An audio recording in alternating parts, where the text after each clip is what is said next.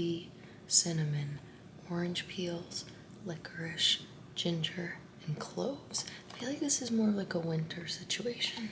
And this is like my fake coffee. It has no caffeine, but it's supposed to wake you up. I think I'm gonna rock with this. What are my options?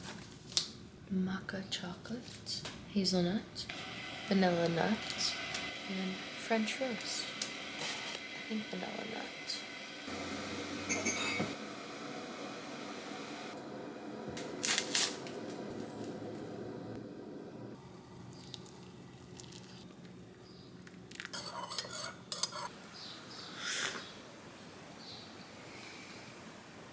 Kind of just tastes like water with coffee creamer in it. I can cope with the illusion. I've been trying to get myself off of caffeine for years now.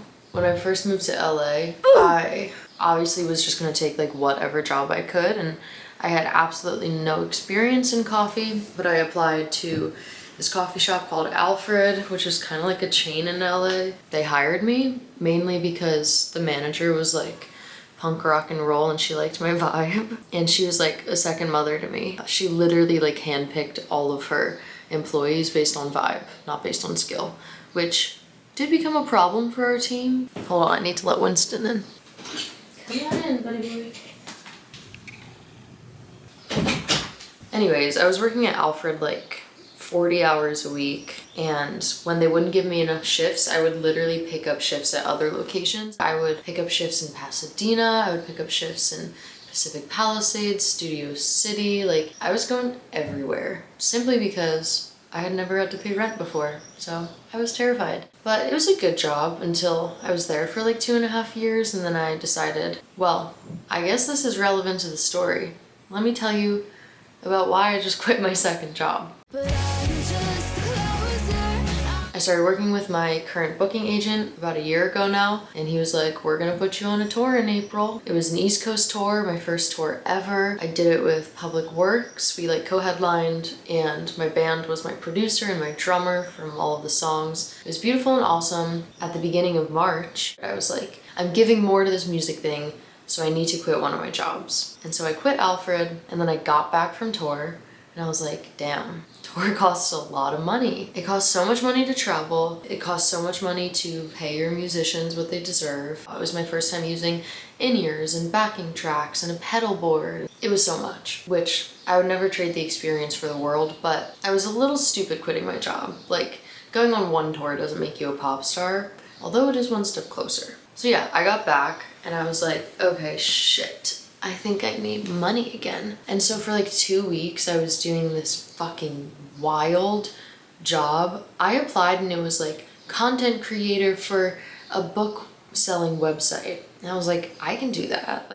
What I didn't know was that it was going to be basically AI like erotica videos where like they would give me little excerpts from one of their books, and it was like fan fiction about like women being saved by firefighters, and then they like in the burning house. There was some like wolf people in there, and like I will never yuck anyone's yum, but that was a lot for me. I think I literally lasted 2 weeks there, and I was like, I cannot be typing anymore into these AI servers like handsome dragon man with a ferocious look in his eyes and his hand is on her waist. It was really brutal. And just like the fact that it was AI, like I had no idea when I signed up for the job. It felt very ethically irresponsible. Also, side note, but like as a queer woman, the type of handsome that they wanted our men to be was crazy. Can we have one gay story? Just one. I digress. Anyway, so I did that job for like 2 weeks. It's just not really good. And then I started applying to coffee shops again. I would like go in and give my resume. And then there ended up being this job posting online for a coffee shop. I interviewed, and on my very first day, they let me like watch someone do maybe like 3 or 4 orders on a register. And then everybody left. And then it was me on register for the next 8 hours as a new person. And people would be like, well, before I've gotten the cheddar cheese folded into the side of the Japanese eggs, like, can I not do that on the biscuit? And I'm like, I don't know. All this to be said, it was a little bit of a rough start there. I told them that I needed between 20 and 25 hours a week because I have another job. They like immediately scheduled me for like 35 hours. Honestly, my schedule did end up panning out. But here's the real important thing. Hi, Winston. He has one little paw on my leg.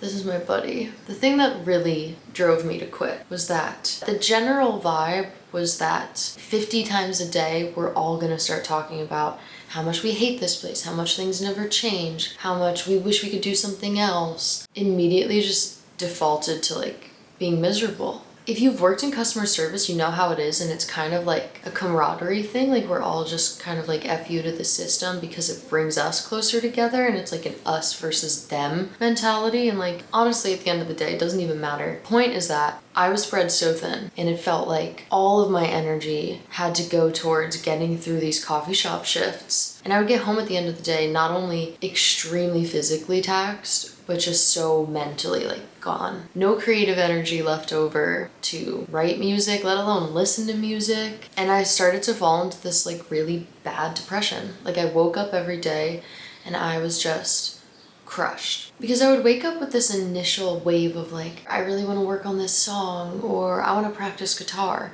And then I would remember that I had to be at the coffee shop from 11 to 7:30 p.m. And I would count the hours in my head and be like, oh, well, by the time I take a shower, make breakfast, and respond to all my emails for my other job, I guess I'll just have to do it tomorrow. So it just turned into this thing where I woke up every day knowing that my time wasn't my own. And in the hierarchy of important things in my life, I feel like it should be music, Ones to Watch, which is my other job, and then the coffee shop. But because of the time I was having to give to it, it became coffee shop, maybe 1 hour left over to just barely catch up on Ones to Watch, and then music just like never even made the list. And that's not even counting taking care of myself personally and investing in my relationship. I live with my girlfriend, or like literally calling and seeing my friends. Like I stopped calling my mom, I stopped calling my best friend Jacob. All of a sudden it became this complex where I'm stuck here, and any other time I have doesn't belong to me because it's just getting ready for the next day at this grueling, fruitless job. And I love Ones to Watch. Quick background on that, Ones to Watch is a music blog, and I host a podcast there. I'm like co-editor of the website. It's a lot of work, but it's a lot of creative work, and I really love it. So other than all of the creative and professional energy that I want to be devoting to my artist project, I feel like the rest should be going to Ones to Watch. And so yesterday, at the end of my shift, I went up to my manager and I was like, hey, this is gonna be my 2 weeks. I'm drowning and something's gotta give, and right now it's me, so I think it's gonna have to be this instead. And he totally got it, and he was really nice to me, and I started crying. Because that makes sense based on my character. But that leads me to where we are right now.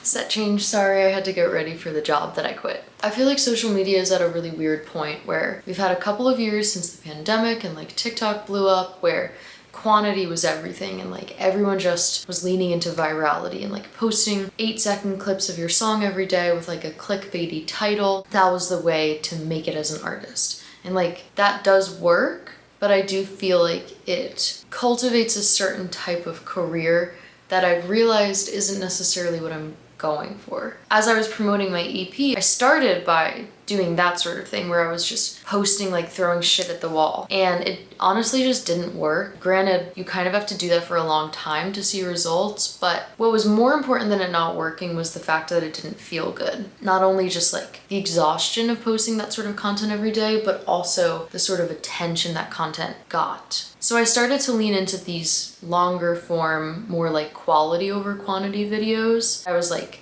interviewing myself and scripting these videos that I felt captured my authentic self and like the person behind the music and gave context to why the music sounds the way it does. With that kind of content, it felt like I was starting to make connections that felt long term. It felt like the difference between like having a long conversation with a new friend versus meeting a bunch of people in passing at a party and following them on Instagram, and then in like 4 months you unfollow them because you forgot how you know each other in the first place. In one sense, you're like growing, but the numbers don't really reflect the engagement. And then in the other, it felt like maybe I was growing at a slower pace, but it was a lot more consistent and people were staying and engaging and like actually wanting to talk to me and like bringing the conversation over to DMs and messaging me about the way that my content was making them feel. And that felt really amazing. So I did that for the Spit EP. And now I'm approaching the next era. I just finally got my master's back for the next,